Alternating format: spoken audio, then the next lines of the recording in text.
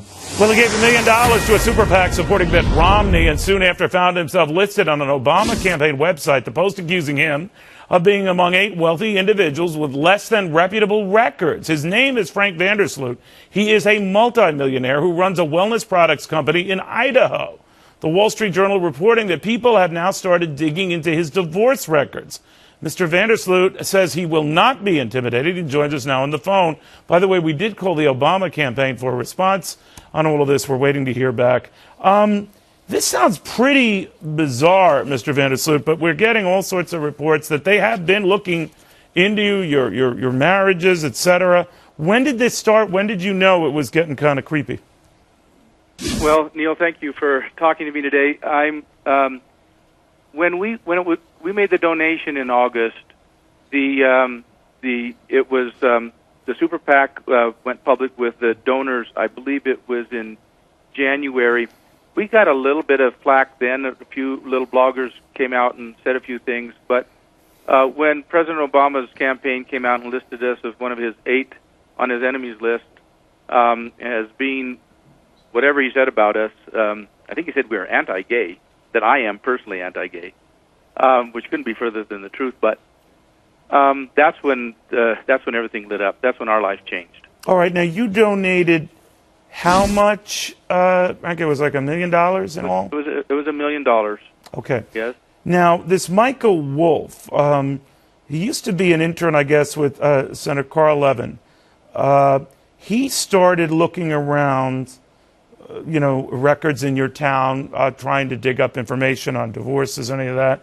Do you know him? Has anyone tracked him down or what he was up to? Well, I think Kim Stroffel, the Wall Street Journal reporter, has done the investigation on that. She could tell you more about who he is than we could, but she's informed us who he is. I know that for a while he was working for the permanent investigation, or the permanent subcommittee on investigations for the U.S. Senate, and that's where we thought he was now, but he's recently left them, he says, and is working for somebody else. So we don't know if this was an investigation for them or for someone else. Yeah, you're right. I mean, Megyn Kelly had talked to her earlier, and so there were these odd sort of rummaging around, but I noticed that the list also included Paul Shore, he's with the Blackstone Group, Sam and Jeffrey Fox, the Harbor Group, Martin Fiorentino, who lobbied with lender processing services. And the only tie-in was that you all gave, I guess, to this Republican PAC, or deemed supportive of Mitt Romney. How soon after that did you start, getting these reports of people investigating you, or your name coming up on enemies lists or anything like that? Well, right away we got hit with all of this electronic media, these so-called journalists doing reports on us. So some of it started right away, and they started making a lot of false accusations. Well, the anti-gay thing came up in your case, Frank. Yes. A number of other organizations, the News Channel pounced on that. While you're here now, I thought I'd give you the opportunity to respond to that. On the anti-gay issue? Yeah. Well, I have many gay friends who had all kinds of questions about this, and some of these people I'm very, very close to. I respect them a great deal. They respect and love me. Those people that I know well weren't affected by this. But for people who didn't know me, who are members of our business or customers, and they were reading this, then we got a barrage of phone calls, people canceling their customer membership with us. And really, how many did that? A couple hundred that we can track. Really? For sure. Do you have any grounds to sue? I suppose we do. Are you going to do that?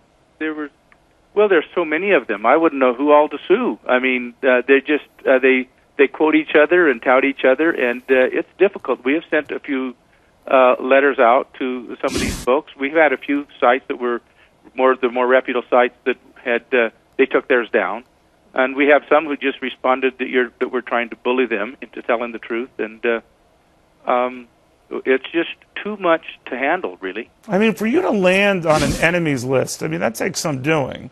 Do you want an apology from the president or anyone on his campaign?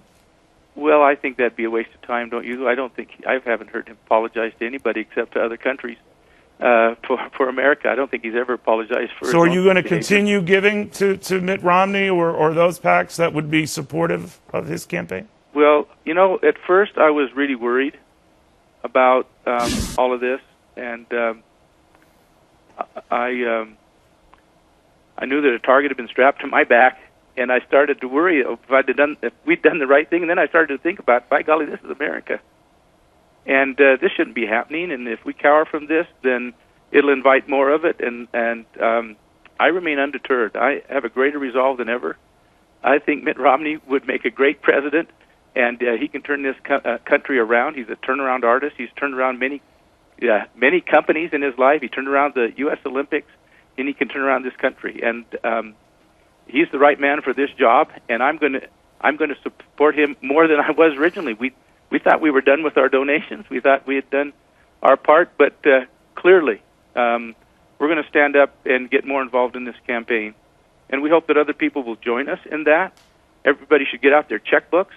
This shouldn't be tolerated in America. That might happen in other countries where they can beat up on people and scare them away from this candidate or that, but it shouldn't happen here. It shouldn't happen. This is America. I'm pretty young. I'm only 63 years old, and I haven't seen all of history, and I'm not a history buff, but I don't think any president has ever done this before, where he's made a list, his campaign has made a list of his opponent's donors, and basically put it out there for everybody to go after and slur.